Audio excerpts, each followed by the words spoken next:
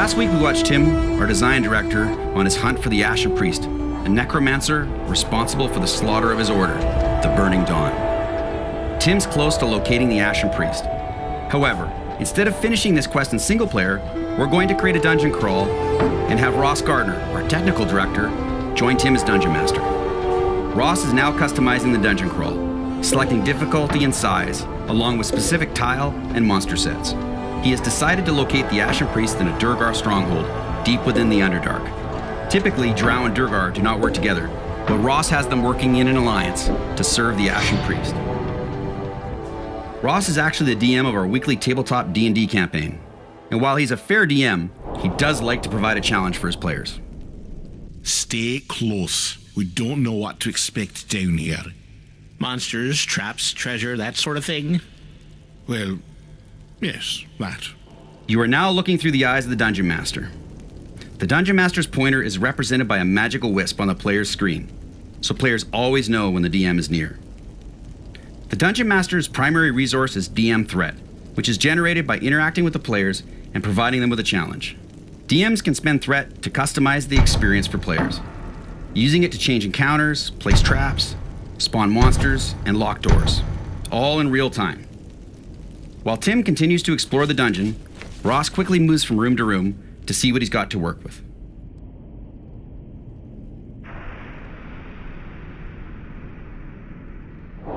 Tim still has the Fog of War on his screen, and while Ross can see the entire dungeon, Tim cannot.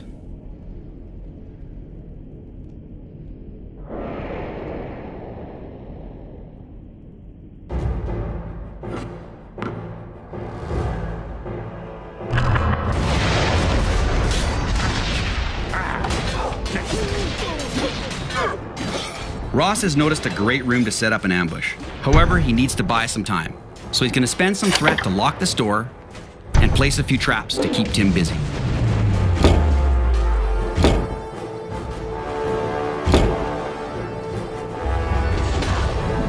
Throughout the adventure, the DM will find loot drops.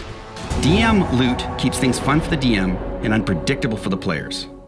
It looks like Ross has found some loot that will allow him to summon a zombie horde. Tim's rogue is the only character proficient in lockpicking, so he needs to be the one to get this door open.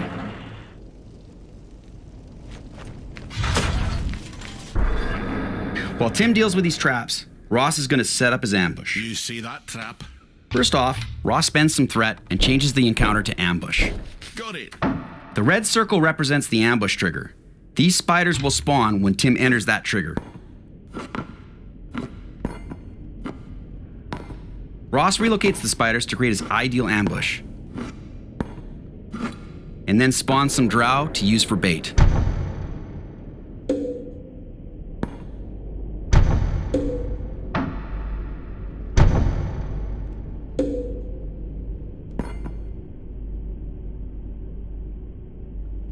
Ross has also found a treasure hoard, and he knows how much Tim loves his rogue, so he hides the door, forcing him to hunt for it.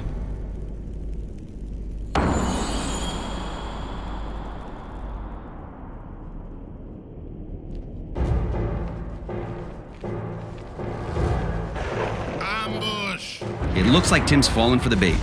Caught in Ross's ambush, Tim is now forced to fight on two fronts. Ross can also spend some additional Threat to summon and even promote more monsters to make his ambush complete.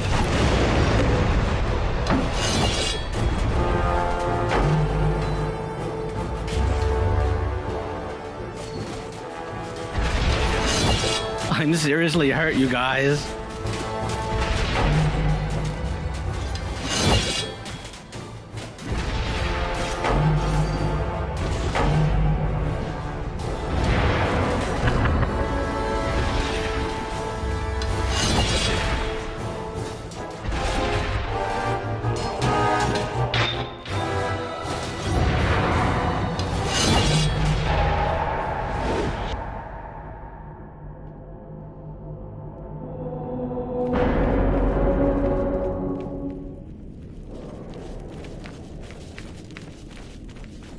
Much to Ross's disappointment, Tim's rogue had a high enough passive perception to find the secret door. Tim decides to take a breather. He's going to loot these chests and outfit his party. If Tim takes too long, Ross can get him moving by spawning a wandering monster or using his DM loot to drop that zombie horde on Tim's rogue.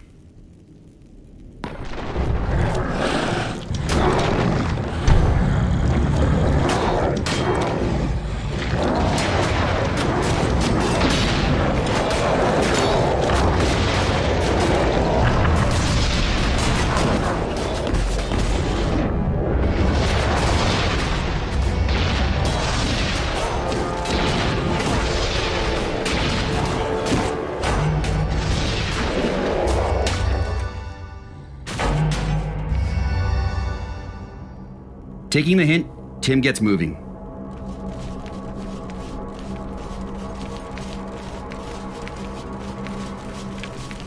You ever get the feeling you're being watched? All the time, lad. All the time. Huh. I guess you just get used to it. It's in this room where Tim finally meets the Ashen Priest. Now prepare to burn.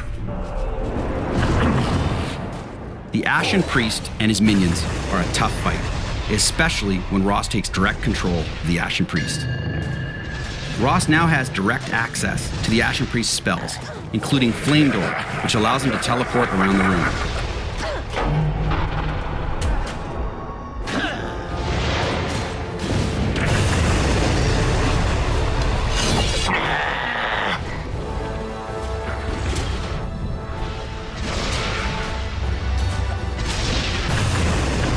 Can anyone heal me?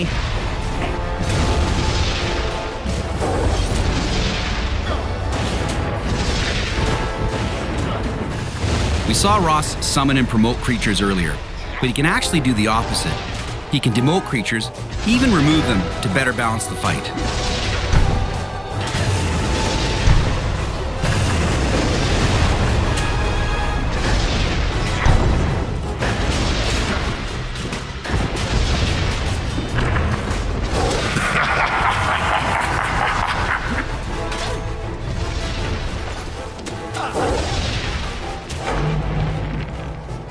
I'm seriously hurt, you guys.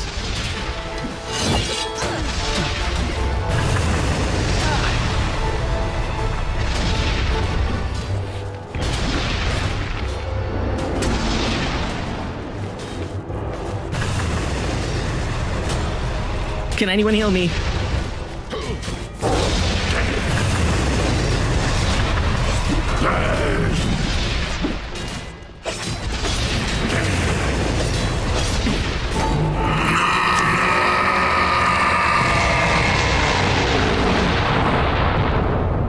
With the Ashen Priest dead, Tim finally has his revenge.